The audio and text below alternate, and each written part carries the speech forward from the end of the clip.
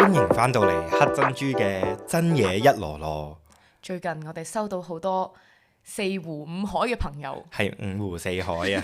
五湖四海嘅朋友喺度問我哋呢，究竟其實我哋係咪有路，係咪拍緊拖咯？我如果同你有路嘅話，我寧願跳出你個窗咯。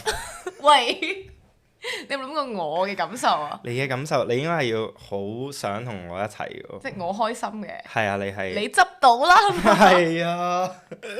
係啦，咁我哋喺呢度呢，就做翻一個嚴正嘅澄清，就我哋兩個之間呢，係純友誼嚟嘅。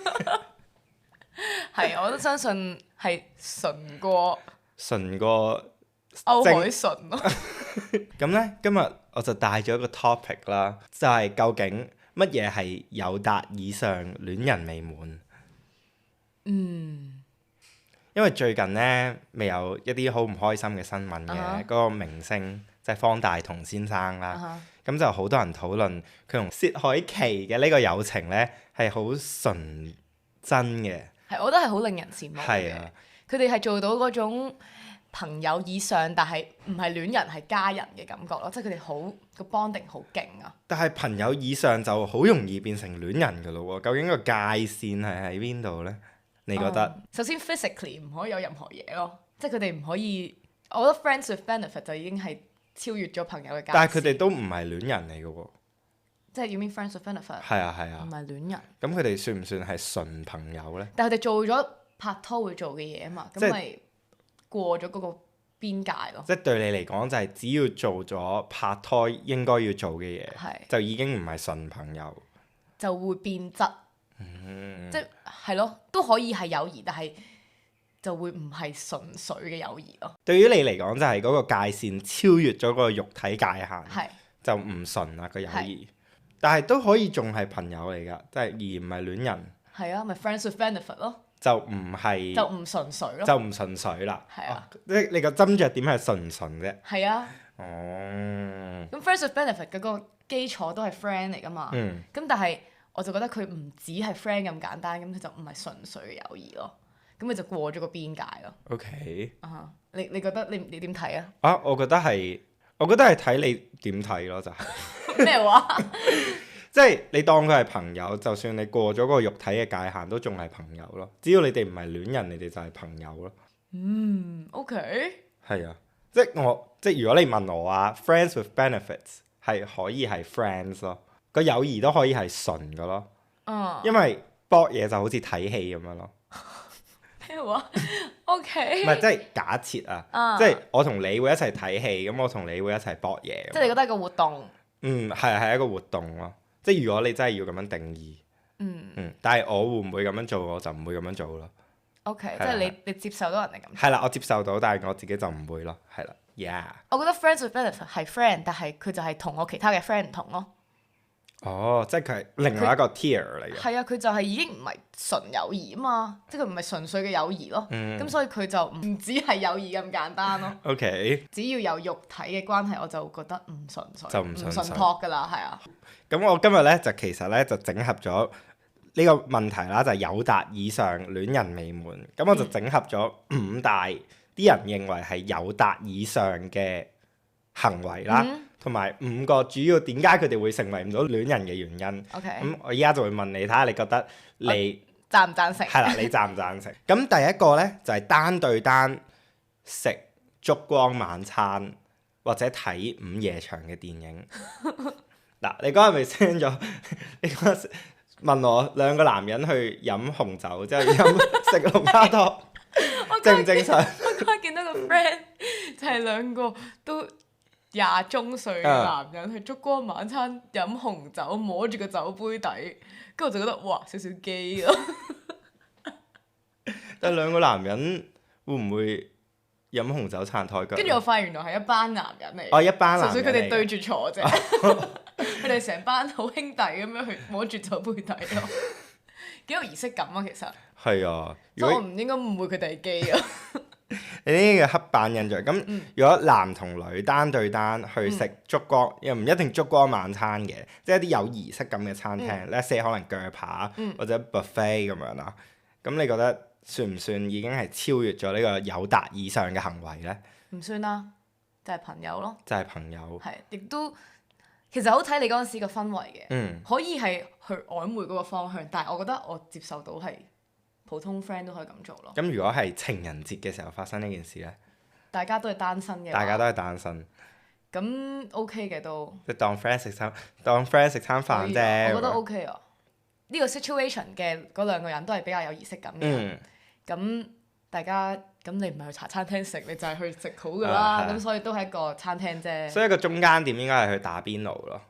啊！係啊，打邊爐。但係兩個人打邊爐好奇怪啫。咁就應該係唔係喎，係咯，係啊淡仔咯，但係又太頹。啊，係咯。你 suggest 一個中間點啊，要中間點啊？純友誼嘅中間點去食飯。壽司郎咯。哦，係喎，壽司郎係一個唔錯嘅選擇。係啊，我有聽過咧，嗯點樣為止超越咗純友誼咧？男女就係當你做啲好 exclusive 嘅嘢。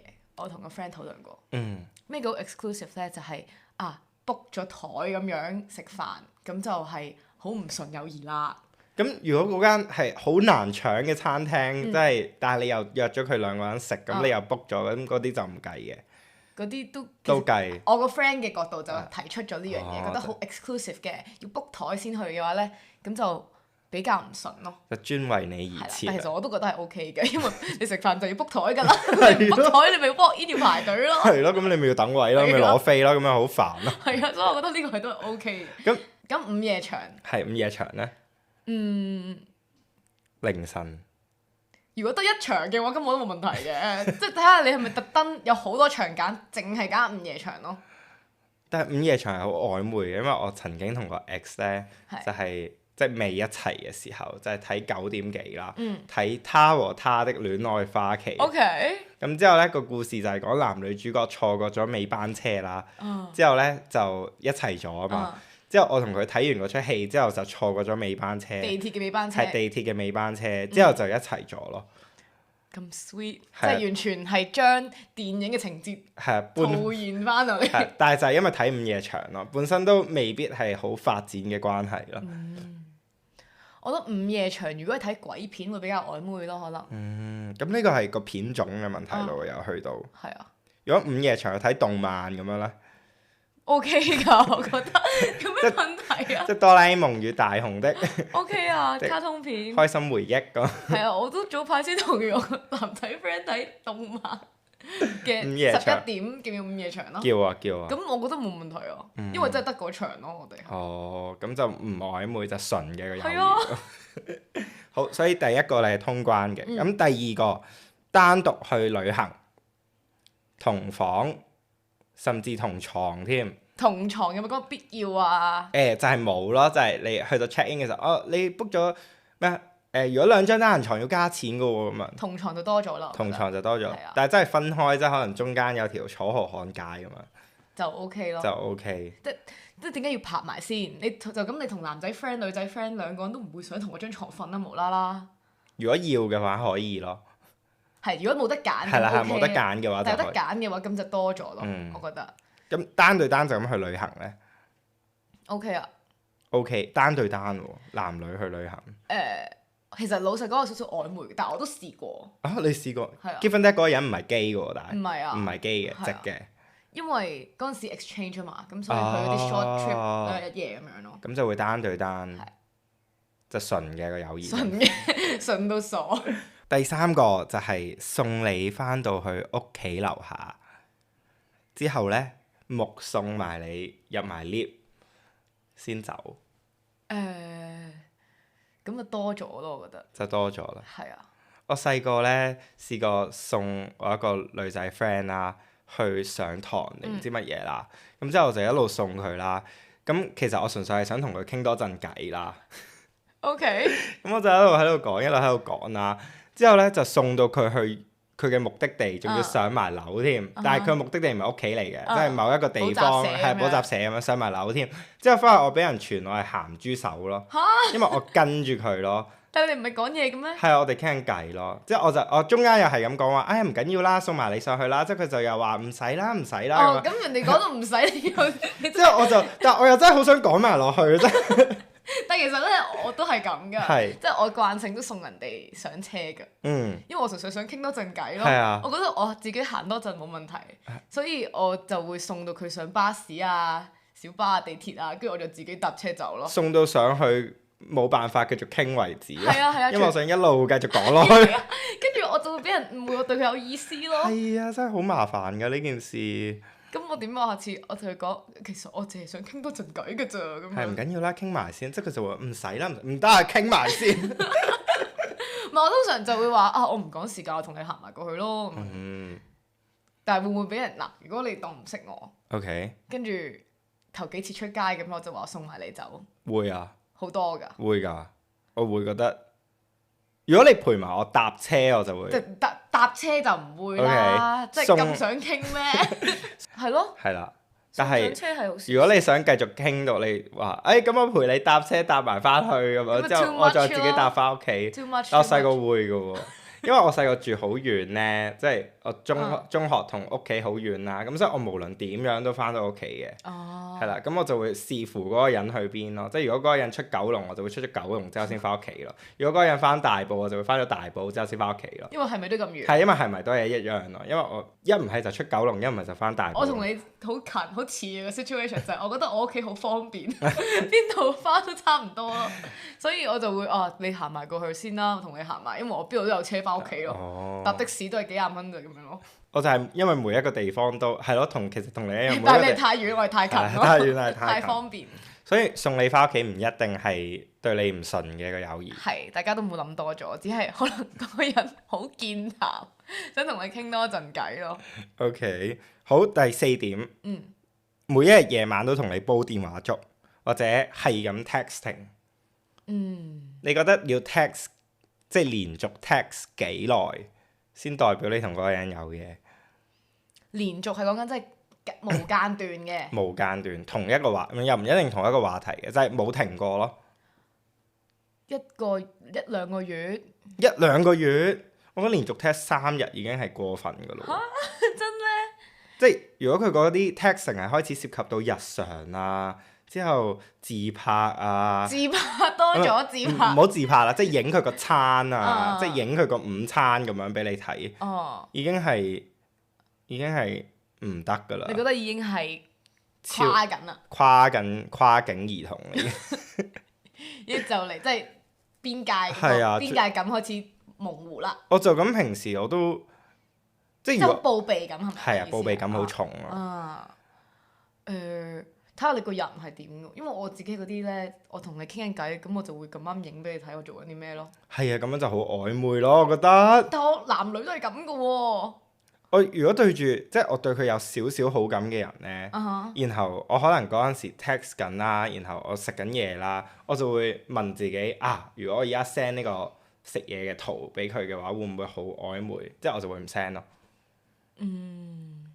但係 send 食嘢其實佢都覆你唔到啲咩㗎。好味咁啊，正正。睇下你，哇，好似好好味咁喎，咁樣，跟住除非佢加多句話邊度嚟㗎，下次帶埋我去食咁樣嗰啲哇，先咁就好超曖昧咯，唔呢啲就得。係啦，但係普通報備生活，或者譬如我同緊你食飯，跟住我同我 text 成嗰個你都識嘅，咁我冇影埋俾你睇咯，即係會影我哋嘅 selfie 俾佢睇咯。我影樣 OK 係啊係啊，咯但係影嘢食唔 OK 咯。太日常啦嘢，咁如果朝頭早起身出門口，之後影自己屋企出門口嗰架 lift 嗰啲畫面啲 selfie 唔係 mirror selfie， ，Amira 我 selfie 覺得男仔 send mirror selfie 係都幾實咯，認真。嗰張 Mirror selfie 一定係1,000張裡面嘅一張。真㗎，男仔都會㗎。會影3張咯，或者4張咯。我收人哋做 gym 嘅 mirror selfie 咯，咁一定有嘢咯。跟住我唔識覆，哇好大隻啊你咁樣，咁點覆啫？影鏡定影我啞鈴？知啊，影鏡咯。影啞鈴咧？其其實影啞鈴都曖昧㗎，即係你我會問佢：咁你今日咩 day 咁樣咯？What's your day today？佢就 leg day 咁啊。Cool，never skip leg day 咁樣。咁所以你 texting 嘅標準係要去到1個月以上，你先係。同埋我覺得睇下傾啲咩咯，即係你傾啲好曖昧嗰啲，即係嗱 text 幾耐都好啦。我覺得早晨早唞，我瞓先啦。都係有嘢嘅咯。係啊，但係如果唔講咧，即係或者仲有 What are you doing？哦，你即係開話題。你做緊啲咩？但係呢啲係比較曖昧嘅。我瞓先啦咁樣咧。曖昧啊！曖昧㗎啦，但係如果你真係咁講，係咁講，佢真係想瞓。我瞓先啦。呢個我都會嘅，但係真係講到一半我要停咁樣咪瞓先。但係講 regularly 咁樣去講早晨早唞呢就真係太多咯。我沖涼先啦，沖完涼再揾你。OK 嘅，咁你咁啱講緊嘢嘅話，即係純粹我行開一陣咁樣咯。之後就沖完涼嘅，有冇氣 Mirror selfie，冇氣全部都。我沖完涼啦，係咪等咗我好耐咧？但係沖涼係一個最好嘅 getaway 辦法嚟㗎。當 texting 同係啊講電話係啊，嘅時就係沖涼先啦，之後就以後都唔翻嚟。即係就話我唔想瞓着咗。第5個就係身體接觸啦。係。你覺得男女之間嘅 body touch 嘅界限係去到邊？ skinship 嘅界限。係 skinship 嘅界限。搭膊頭啊！摸頭。唔得啊！拍膊頭。可以。攬咧，即係好唔開心之後攬咧。即係可能佢今日 fail 咗個好重要嘅 exam 咁樣。我最多只係會咁樣咯。哦。搭膊頭咯，呢啲係咪叫？呢啲叫搭膊頭。係咯，搭膊頭。我覺得攬係要去到真係最唔開心嗰啲嘅時候就可以咯。攬啊！我會 hello 執拜拜嘅時候攬一下咯。你咁 American 嘅你？即係或者好耐冇見啦，跟住就咁樣咯。就會攬。係啊，但係通常係都 high high 地飲少少酒 tipsy 狀態先會咯。先會咁樣做。係。跟住如果平時嘅身體接觸啊，你正常冇無啦啦咩身體接觸噶嘛？就係膊頭咯，我覺得。膊頭咯，我最多就係拍人哋心口咯，即係唔係心口嘅呢啲咯。哦，呢啲。係啊。呢啲好綠茶婊咯。嚇！喂呀！我唔係喂呀，我屌！即係話戇鳩㗎。呢個都係小曖昧喎，即係嗰啲扮 bro 嗰啲女人咧，兄弟嚟㗎嘛嗰啲。不過呢啲我真係好想頂佢，即係你唔係咁都唔知。我唔知啦，可能我就係一個綠茶婊。可能係，你就係嗰啲假兄弟。隱藏得好犀利咯，唯有係。我個 friend 咧係會成日喺人哋背後嚇佢噶咯，男仔嚇女仔，女仔嚇男仔。我覺得係小曖昧。我都覺得小曖昧。小曖昧。係。點嚇先？咁樣咯。之後咁，如果男仔嚇女仔嘅話，就都好明顯咯。係女仔嚇男仔就，如果個男仔驚嘅話，個男仔就扣100分。但係驚都好正常啫，即係俾你嚇到。個女仔嚇男仔，之後個女仔一嚇個男仔，喂呀！扣100分。如果男仔喂咩嚟啊咁，OK。咁就正啦。正好。仲有啲咩 skinship 咧？你覺得係唔得啊？我覺得啊，咁 share 口水尾你得唔得？哦 share 口水尾冇所謂。其實我都冇所謂。係 share 飲管類嘅，我覺得有所謂咯。都冇所謂咯。飲管類喎，即係珍珠奶茶。我覺得係雪糕咯，即係奶嗰啲。係嗰啲就唔得咯。筆嗰啲咧？雪糕、雪條都唔得，筆都還好。雪條梗係唔得啦，黐線㗎你！唔係，即係我覺得。唔係啊，雪條你拍拖都唔得啦，就咁啊！我覺得 share 口水嘅界線對我嚟講係雪糕、雪條咯。我覺得係飲管類咯。即係佢個碗米線，我畢佢個湯飲一啖係 OK 嘅。飲管都 OK 啊。飲管唔 OK 喎。如果紙咪會覺得翻紙飲。係得翻冇分別。因為紙飲管啲核突，即係溶爛爛咁樣，膠嗰啲。維他奶嗰啲都唔得咯。係啊，我覺得飲管。我想分享啲好無聊嘅嘢。係，你講你講。我之前咧諗下點樣唔講個場景先。然之後之前有一個場合啦。係。我就要同人 share 嘢。咁嗰陣時有男有女咁一 group 人，咁大家就 share 一個食物咁樣啦。咁咧有個係比較污穢嘅男仔。係。咁我望住佢準備要食我啲嘢咯喎。咁呢個時候我就發現我接受唔到 share 口水味咯。跟住我最嬲尾決定嘅方法就係眼不見為淨，我另歪面，或者我篤手機，我唔望，跟住就 OK，我唔知佢有冇食過咁樣咯。但係佢係食餅嗰啲定係？唔係㗎。咩食物先？個食物類型係好重要喎。個食物類型啊？飲品咯。即係珍珠奶茶。係啊。珍珠奶茶咁，我都覺得已經唔得啦。即係其實係樣嘅問題咯。唔係佢唔係樣嘅問題，係佢好舐啡嘅人。哦，即係佢好污誒。好你就覺得佢好污糟，好似食完就會有啲污糟咁樣咯。係。呢個咧就帶落嚟咧，就係點解即係即使做咗友達以上嘅行為啦，即係可能你摸咗佢個頭啊，或者一啲好親密嘅行為啊，但係通常咧係有原因令到你成為唔到戀人嘅。